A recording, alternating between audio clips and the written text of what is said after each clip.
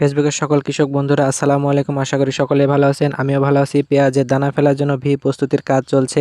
আমাদের আরও half KG বিচি ফেলার জন্য এই 1 কাঠা মাটির মতো আমরা জমি চাষ করছি। এখানে 10টা ঢিলি তোলা হবে এবং এই ঢিলিতে যা পেঁয়াজের বিচি আটে তাই আমরা চারবো। আলহামদুলিল্লাহ, লাল তীর হাইব্রিড পেঁয়াজের জাত আমরা আবার চারবো। আমাদের যে জমিতে ঢ্যামনা লাগানো আছে ওই পেঁয়াজ তোলার পরে আমরা এই পেঁয়াজের দানা তুলে তারপরে ওই জমিতে আমরা আবার পেঁয়াজ লাগাবো ইনশাআল্লাহ। যে সকল ভাই আমাদের কমেন্ট করে জানান, ভাই পেঁয়াজের দানা ফেলার কি সময় পার হয়ে যাচ্ছে না, আপনাদের পেঁয়াজের ফলন কম হবে কিনা? ভাই দেখতেই পাচ্ছেন আমাদের ধানের জমিতে পেঁয়াজের দানা ফেলতে হয়, ধানের জমি জুব হওয়া পর্যন্ত আমাদের ওয়েট করতে হয়। আমাদের এলাকায় একটু দেরিতেই ফেলে, অন্য অন্য এলাকায় পেঁয়াজের দানা ফেলা হয়ে গেছে। পেঁয়াজ লাগানো অন্য অন্য এলাকায় হয়ে গেছে দেখলাম অনলাইনে, কিন্তু আমাদের এলাকায় একটু লেট করে লাগায়। দেখতেই পাচ্ছেন আমরা জমি চাষ করছি, এখানে আমরা হাফ কেজি পেঁয়াজের দানা ফেলবো, লাল তীর হাইব্রিড পেঁয়াজের দানা। এই 7 কাঠা জমিতে আমরা ঢেমনা পেঁয়াজ লাগিয়েছি, ওই জমিতে আমরা পেঁয়াজ তোলার পরে এই পৈল দিয়ে ওই জমিটায় পেঁয়াজ লাগাবো।